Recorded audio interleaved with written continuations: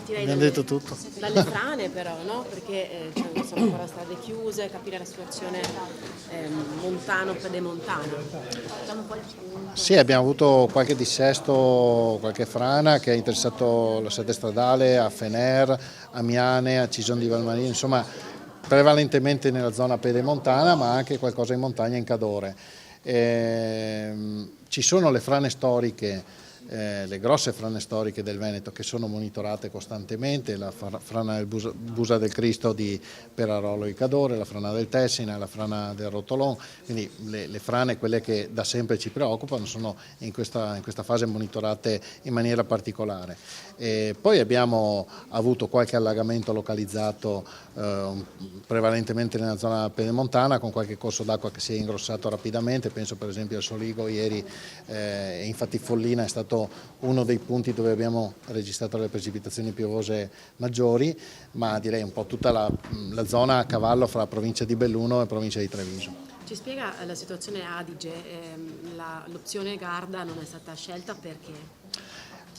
Allora, intanto diciamo che l'Adige ha un canale che collega l'Adige in Trentino con il lago di Garda.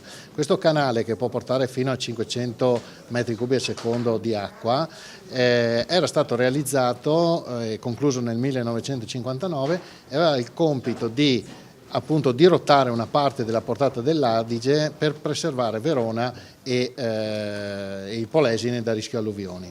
Quindi viene aperta quando il livello dell'Adige raggiunge un certo valore.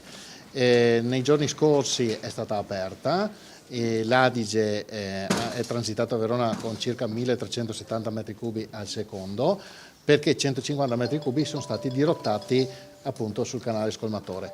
Questa volta non è stato necessario aprirlo perché il livello massimo raggiunto in Trentino Alto Adige è stato di 1100 metri cubi al secondo, quindi non c'erano le condizioni per aprire il canale scolmatore, che viene aperto solo in caso di estrema necessità, proprio quando non si hanno alternative, con lo scopo di preservare i cittadini che stanno a valle.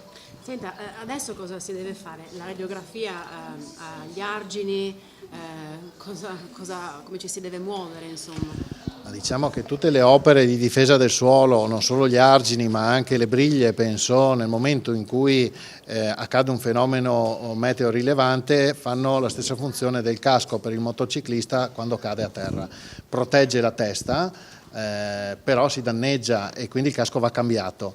In questo caso non si tratta di rifare tutte le opere, ma di andare a verificare dove ci sono stati eventuali danni per poi procedere con il ripristino.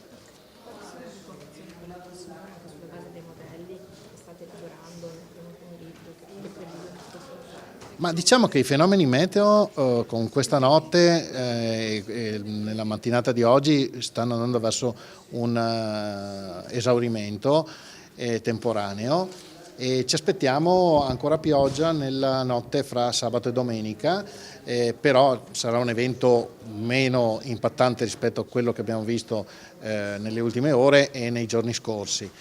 Ovviamente però piove sul bagnato e quindi l'attenzione la manteniamo alta. In questo momento stiamo facendo girare i nostri modelli previsionali che, come abbiamo detto prima, hanno azzeccato le previsioni, perché avevamo detto circa 150 mm nella zona pedemontana e siamo arrivati a dei picchi di 160-170 e quindi i nostri modelli stanno girando e ci diranno cosa ci aspetta nelle prossime ore. L'abbiamo fatto girare ieri, ci diceva appunto precipitazioni sì, ma molto inferiori rispetto a quelle passate. Adesso lo facciamo girare anche questa mattina e sarà più preciso, nel primo pomeriggio avremo il nuovo bollettino.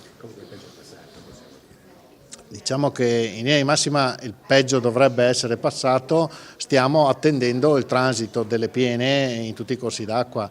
Come diceva prima il Presidente, può sempre accadere che un argine abbia un cedimento e quindi finché le piene non sono arrivate tutte a mare c'è sempre un margine di rischio.